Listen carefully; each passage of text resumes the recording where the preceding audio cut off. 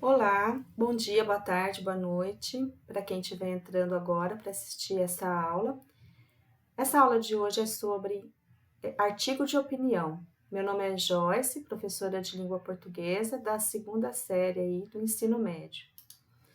O que seria então opinião e o que seria uma notícia, né? Então vamos lá. O objetivo da aula é distinguir justamente o que é notícia de artigo de opinião. E a habilidade que vai ser desenvolvida são os aspectos linguísticos específicos da construção da textualidade, ou seja, textualidade é a construção de sentidos, tá? Para início de conversa, no século XXI, recebemos a todo momento numerosas informações vindas das mais diversas fontes, e é preciso ter muito cuidado para não nos deixarmos levar por mentiras, as notícias falsas, né, conhecidas então pelo termo fake news. Entretanto, é preciso ter muita atenção quando entramos em contato com os textos jornalísticos, pois nem tudo que está em um jornal é notícia. Há outros gêneros textuais que podem ser encontrados nos jornais impressos, na TV, rádio ou internet.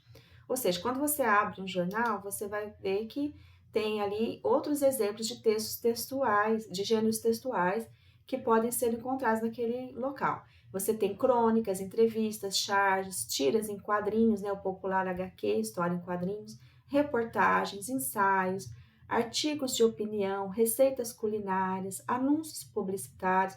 Então, percebam que você tem ali, além das notícias, né, um conjunto de textos que estão interagindo ali, conversando entre si. E aí, no meio disso tudo, obviamente, tem também as notícias, tá?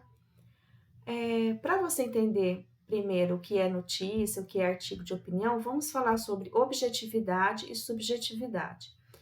Então, na frase a seguir, né, vai prevalecer objetividade ou subjetividade, né? Vou ler. O homem que invadiu a casa era um sujeito perigoso. Vocês vão observar aqui que existe a subjetividade nessa frase. Por quê? Existe aqui a opinião de alguém que teve a casa invadida e ela então supõe que aquele sujeito seja perigoso. Aquilo é uma opinião dela, é um ponto de vista particular, né? Se é um ponto de vista particular, existe ali uma subjetividade, tá? Aí na próxima frase, odiei quando retiraram o Kevin Spacey da série House of Cards. Nessa frase vai prevalecer qual, né? Objetividade ou subjetividade. Percebam que a pessoa está dando a opinião dela, ela odiou quando tiraram o ator que ela gosta da série. Então, ela não está sendo nem um pouco objetiva, não. Ela está usando a sua subjetividade, o seu ponto de vista, a sua opinião particular, tá? Pessoal. Aí na próxima frase, o médico receitou antibióticos e foi suficiente. Nessa frase, então, vai prevalecer a objetividade ou a subjetividade. Gente, nesse caso aqui, está sendo extremamente objetivo, né? Aqui não é uma opinião, aqui é um fato. Então, não tem o que contestar. O médico receitou o antibiótico e foi suficiente. Só faltou aqui dizer quantas miligramas do remédio ele prescreveu, né? Para ser mais objetivo ainda. Então, percebam que aqui não é opinião de ninguém, é um fato concreto, real, e não tem aqui opinião pessoal, tá? Bom, quais as características, então, de um artigo de opinião? Para estabelecer as diferenças entre artigo de opinião e notícia, precisamos falar do que nós acabamos de citar no slide anterior, subjetividade e objetividade. A subjetividade é o caráter pessoal de um pensamento, por exemplo, uma opinião pessoal. A opinião pessoal pode ser questionada por outras pessoas que não concordam com aquele ponto de vista. Então, uma opinião não é necessariamente uma verdade absoluta. Perceba que quanto melhor for informada uma pessoa, bem informada, melhor será a sua argumentação. E aí ela vai conseguir formar a sua opinião de uma forma mais consistente. Portanto, o artigo de opinião é escrito por alguém que está emitindo o seu ponto de vista particular, a sua visão de mundo de determinado assunto. Mas aquela opinião ela pode ser questionada, tá? E aí, a objetividade. A objetividade, nesse caso, ela está ligada ao campo da realidade, do mundo sensível, ou seja, daquilo que nós vemos. E não há como contestar. Por exemplo, você olha para o céu, todo mundo está olhando para aquele mesmo céu naquele mesmo momento, e o céu está azul. Não tem como contestar isso, né? visto que são fatos reais, ali, verdadeiros, né? Então, percebam que quando um articulista está numa televisão, num rádio, emitindo ali a sua opinião pessoal, obviamente que eles vão contratar uma pessoa com um ótimo repertório cultural, uma ótima bagagem de leitura, essa pessoa vai ter acesso a dados, a pesquisas, as estatísticas. Então, quanto mais consolidada a opinião, mais próxima da verdade ela vai ser. Por isso, então, que dizemos que a opinião é subjetiva, pois defende a ideia do pensamento daquele eu, daquela determinada pessoa. Aquela opinião pode ser questionada, mesmo que ela seja baseada, fundamentada, né, em muitos dados e muitas estatísticas, você pode até tentar argumentar com aquela pessoa, desde que seja uma opinião pessoal, tá? Bom, notícia, reportagem e artigo de opinião. Em um jornal, o texto lido refere-se a uma notícia, quando informa os fatos. Quando há um aprofundamento desses fatos, tem-se uma reportagem. Então, o repórter é aquele que reporta algo, né? Então, ele vai atrás dos fatos, ele se aprofunda nesses fatos, e aí ele acaba montando ali, ou para a TV, ou para o jornal, uma reportagem, tá? Porém, existe um profissional no jornal chamado de articulista. A sua função é opinar sobre as notícias. Há articulistas políticos, de notícias do cotidiano, de esporte. As informações que esse profissional nos transmite são baseadas em suas impressões a partir do noticiário. Veja bem, ele foi lá, leu várias notícias, né, se informou bastante, e aí ele vai depois dar sua opinião sobre tudo aquilo que ele leu, tá? Portanto, não é necessariamente a verdade, mas a verdade sobre a ótica de seu ponto de vista. Geralmente são os escritores, então, dos artigos de opinião, ou são aqueles articulistas, né, que fazem comentários ali também na televisão, tá? Então, quem reporta um fato é repórter. Quem comenta uma notícia dando a sua opinião pessoal é um articulista, ok?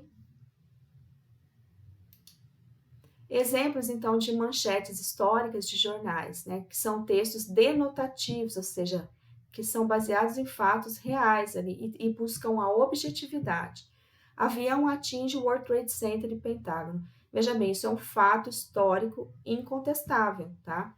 Descoberta a vacina para poliomielite, outro fato que não tem como contestar, que é a verdade. Jânio Quadros renuncia, esse também é um fato. Se você tem alguma opinião sobre isso, e aí vai escrever um artigo de opinião falando a respeito da repercussão desse fato, aí sim vai ser um artigo de opinião, né, o seu ponto de vista sobre aquela situação. Deslizamento deixa dezenas de desabrigados na região dos lagos. Outro fato também, é uma notícia, um fato, e aí você não tem aqui a sua opinião. Você pode escrever sobre isso depois, mas até então isso aqui é um fato, não tem como contestar. O que é um texto, então, dissertativo argumentativo, né? Você tem o artigo de opinião e você tem um texto dissertativo argumentativo, que tem a mesma base, porque você vai usar argumentações ali para consolidar a sua ideia, você vai tentar convencer quem está lendo que aquela sua argumentação é muito próxima da verdade, é muito convincente, né? Olha, o texto dissertativo argumentativo busca defender um ponto de vista sobre determinado assunto. É fundamentado com argumentos para influenciar a opinião do leitor ou ouvinte, tentando convencê-lo de que a ideia defendida está correta.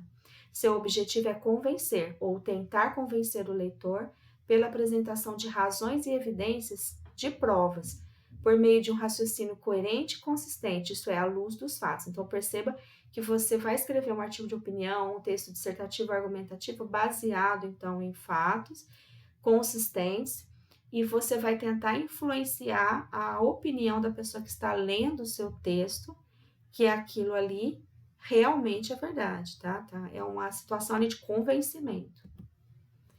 Bom, continuando então, fato e opinião. A partir de um fato de que um país pode atingir o outro com ataques nucleares, é possível desenvolver um posicionamento sobre o uso ou não de energia nuclear, ou o desenvolvimento de arsenal atômico, por exemplo. Então, o que é fato? Que a energia é perigosa produzida ali numa usina nuclear. Isso é um fato, não é opinião. A opinião seria a pessoa poder se basear nos fatos e questionar se é viável ou não continuar produzindo aquela energia nuclear, por exemplo, para acender lâmpadas, né, para fazer funcionar um eletrodoméstico. Aí ela poderia, então, emitir a sua opinião ali através da escrita, né, fazendo um artigo de opinião, que é um texto, então, dissertativo ali, argumentativo também. Continuando, fato e opinião. Em um desastre ambiental como o de Brumadinho, é possível elaborar uma opinião a partir do levantamento dos fatos. Então, você tem um fato, que é uma cidade chamada Brumadinho, onde uma barragem se rompeu. Isso é objetivo, você tem que usar uma linguagem objetiva para falar de um fato real. Aí, depois você pode se questionar, né? Quem são os culpados, se é viável ou não continuar com aquelas barragens, né? Então, aí você já vai emitir a sua opinião, aí já vai usar uma linguagem subjetiva, tá? É uma visão particular que você tem sobre o assunto. E aí, como argumentar, né? Para dar uma opinião, o texto se vale de diversos argumentos, buscando convencer o leitor de que a verdade está contida naquelas linhas. Um artigo de opinião não encerra necessariamente uma verdade, mas busca se posicionar, portanto, sempre é possível questioná-lo, ou seja, você precisa sempre estar bem informado, né? Como argumentar, né? Você precisa estar sempre bem informado, ter fontes de informação seguras, ler outros artigos de opinião, ter acesso a dados confiáveis, a estatísticas, para poder basear bem aí a sua argumentação na hora de opinar, tá? Exemplo de temas polêmicos que podem ser utilizados para se desenvolver os artigos, né, de opinião. Você tem o veganismo, né, que pode ser debatido. Ou fica aí uma pergunta, né? Devemos continuar apoiando o uso de agrotóxico nas lavouras? Tem o lado positivo? Tem o lado negativo? Você consegue apontar quais são eles? Consegue argumentar? Aí o outro, como prevenir as enchentes que sempre ocorrem no período de chuvas em diversas cidades no Brasil? Né? O que você sabe sobre esse assunto? Como você pode opinar sobre ele? Né? Como otimizar a mobilidade urbana?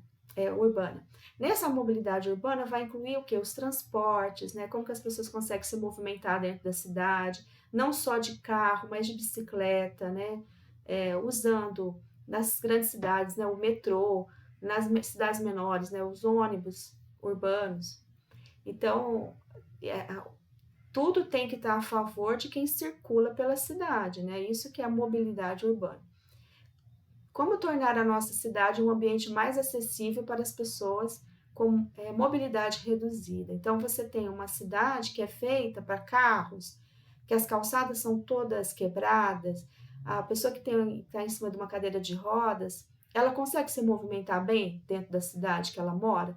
Então, será que ela pensa duas vezes antes de sair de casa, né? Será que ela tem a sua mobilidade reduzida? Então, é essa questão aí que deve ser elaborada. Fato e opinião. Perceba que todas as respostas dadas às questões levantadas, né, no slide anterior são passíveis de análise. Então, você tem ali, quando você dá a sua opinião não são fatos, né? E também não são mentiras. São opiniões e não verdades absolutas. Então, por exemplo, o tema do noticiário atual, né? Pode chamar atenção a questão da Covid-19, né? Quais são os maiores problemas, então, que nós estamos passando? Como seria um artigo de opinião baseado num tema como esse, né? Bom, e a tarefa, então, 6, né? Atividade de argumentação. Suponha que você assistiu a uma reportagem sobre como a cidade trata mal as pessoas que precisam fazer uso de cadeiras de rodas, dificultando assim o acesso delas aos espaços públicos. E aí, então, responda: por que a cidade deve fazer algo para resolver o problema? Você conhece exemplos bem-sucedidos de como as cidades resolveram ou estão trabalhando para resolver a questão do acesso aos espaços públicos? Quais? Escreva 2 parágrafos argumentando sobre esse assunto. Você pode dar exemplos bem-sucedidos de como as cidades resolveram esse problema e pode também dar sugestões. Sempre expondo seu ponto de vista usando boas argumentações, baseando-se em fatos reais. E aí, como que você vai conseguir argumentar, né? Pesquisando, lendo, assistindo entrevistas sobre o tema, assistindo telejornal, ler algum jornal online, né, que fala a respeito disso. Para quê? Para você se informar, para depois produzir o seu próprio texto, articulando aí a sua argumentação, tá? Ah, gente, obrigada. Por hoje é só. Obrigada pela atenção. Um abraço a todos. Até mais.